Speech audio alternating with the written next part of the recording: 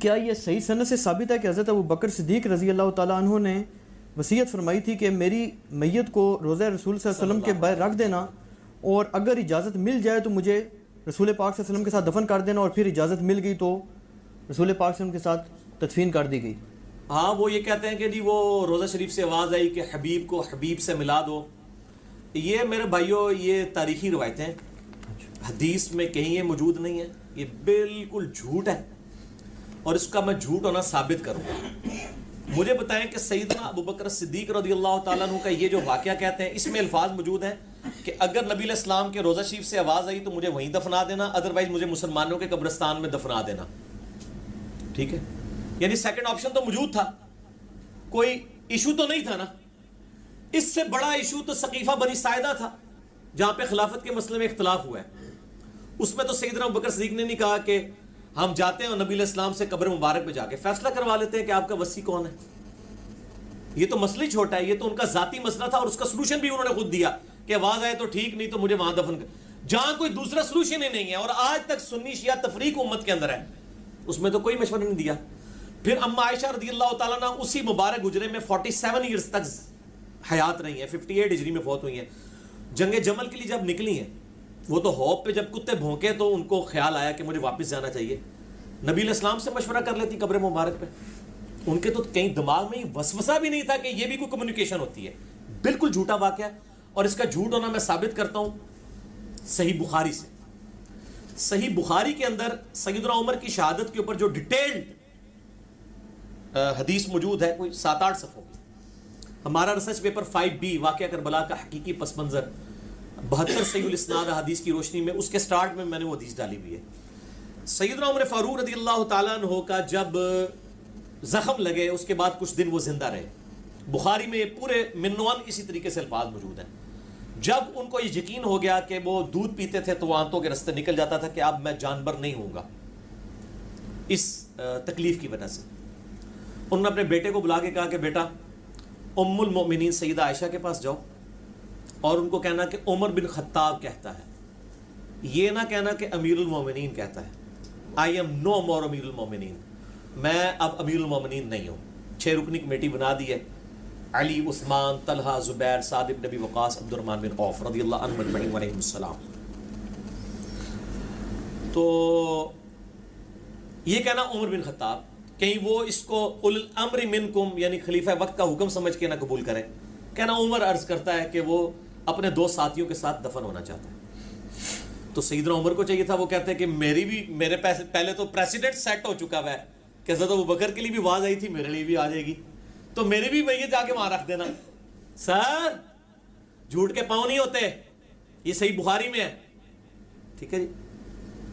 تو خیر ان کو وہ یہ 5B ریسرچ پیپر دے، میں ان کو حدیث کا نمبر بھی بتا دوں، پیچھے سے لا کے 5B دے. اٹھے 5B اتنے پڑے میں پیچھے یہ پڑا، بلکہ یہ 5B میں مجھے میں یہ نہ کہ نمبر ہی کوئی نہیں ہے، میں نمبر ہی دس دے میں انہوں 5B میں یہ پورا آپ کی جو شہادت کا واقعہ ہے نا، صحیح بخاری میں 3700 پوری 3700 نمبر حدیث ہے، 3700 بخاری شریف میں سیدنا عمر کی شہادت کا پورا واقعہ. اور ایک اس کا اور طریق ہے 7207، بخاری میں 2 ہیں، 3700 7207 انٹرنیشنل نمبر کے مطابق. ٹھیک ہو گیا جی. اب سیدنا عمر کی جب وہ وہاں پہ جا کے خواہش کا اظہار کیا گیا تو سیدہ عائشہ نے کہا میں نے وہ جگہ اپنے لیے رکھی ہوئی تھی، آج میں عمر کو اپنے پہ ترجیح دیتی ہوں. اور پھر سیدنا عمر کو وہاں پہ دفن کیا گیا. یہاں پہ تو کوئی پریسیڈنٹ سیٹ نہیں تھا، ہونا چاہیے تھا کہ اگر ایک پریسیڈنٹ سیٹ تھا اس کے مطابق عمل کیا جاتا. وہ ہے ہی بھی اٹھا کچھ نہیں تھا.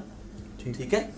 اور اس کو سپورٹیو ایک اور حدیث ہے جو صحیح بخاری کے اندر موجود ہے، وہ بھی اس ریسرچ پیپر میں 5B کے اندر. میں اس کا نمبر، کیونکہ میں اب یہ فی البدی گفتگو کر رہا ہوتا ہوں تو بعض اوقات وہ چیزیں جو ہے نا وہ ذہن میں نمبر نہیں ہوتے ہیں، اس لیے میں وہ حدیث آپ کو منوان بتا دوں کہ اس کا نمبر کون سا ہے.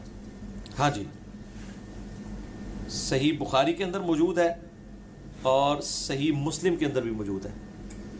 صحیح بخاری میں ہے 3677، صحیح مسلم میں 6187 اور ہمارے ریسرچ پیپر پہ 04 نمبر ہے.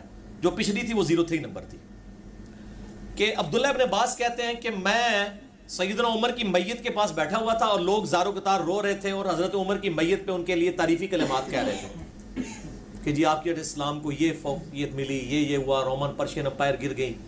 کہتے ہیں اتنے میں ایک شخص میرے پیچھے آیا، اس نے اپنی کونی کا سہارا میرے کندھے پہ لیا اور اس نے مجھے کہا سیدنا عمر کی میت کو مخاطب کر کے کہ اے عمر، مجھے یقین تھا کہ تم اپنے دو ساتھیوں کے ساتھ جا ملو گے، کیونکہ میں نے نبی صلی اللہ علیہ وآلہ وسلم سے اکثر یہ سنا تھا کہ میں ابو بکر اور عمر فلاں جگہ گئے، میں ابو بکر اور عمر نے یہ کیا، میں ابو بکر اور عمر داخل ہوئے، میں ابو بکر اور عمر وہاں سے نکلے علیہم السلام اجمعین.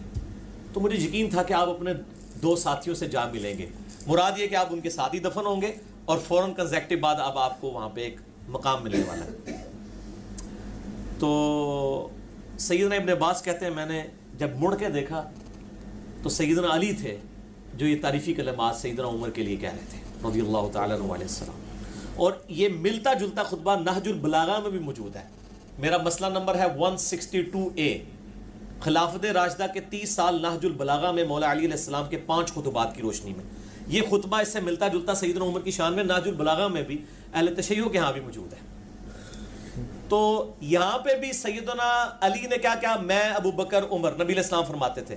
تو اگر ابو بکر کے لیے آواز آ گئی تھی تو عمر کے لیے بھی آنی چاہیے تھی. یہ دوسری میری لاجک ہے کہ نبی علیہ السلام حضرت ابو بکر اور عمر کا نام اکٹھا لیا کرتے تھے، ان کو ایک سٹیٹس پہ فائز کرتے تھے، اور آج بھی ان دونوں کی قبریں نبی علیہ السلام کے پہلو میں الحمدللہ قیامت الدین میں ظاہر ہے اکٹھے ہی وہاں سے اٹھائے جائیں گے.